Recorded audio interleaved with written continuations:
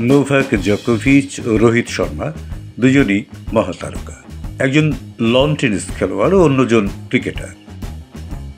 দুজনেরই রয়েছে অগণিত ভক্ত সমর্থক।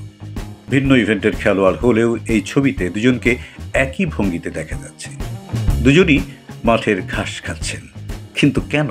প্রতিটি তারকা খেলোয়াড়ের বিজয় সেলিব্রেশনে থাকে আলাদা আলাদা ভঙ্গি, যা পরবর্তীতে তার সেলিব্রেশন সিগনেচার হিসেবে প্রতিষ্ঠিত হয়।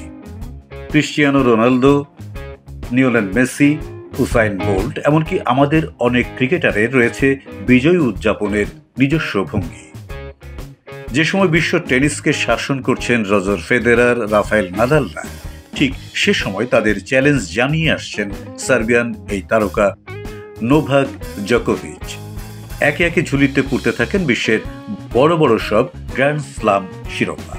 সবচেয়ে বেশি চ্যাম্পিয়নের স্বাদ নিয়েছেন ঐতিহ্যবাহী ও বনেদি গ্র্যান্ড স্ল্যাম উইম্বলডনের।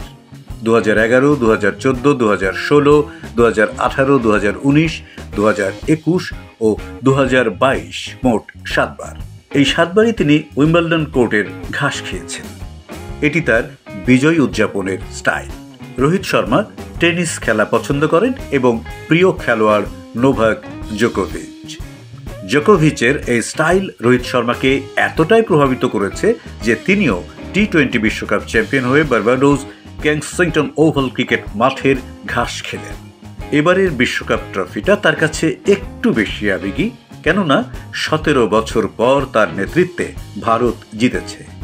তাই তো পছন্দের খেলোয়াড়ের স্টাইলে মাঠের একটু ঘাস খাওয়া যেতেই পারে।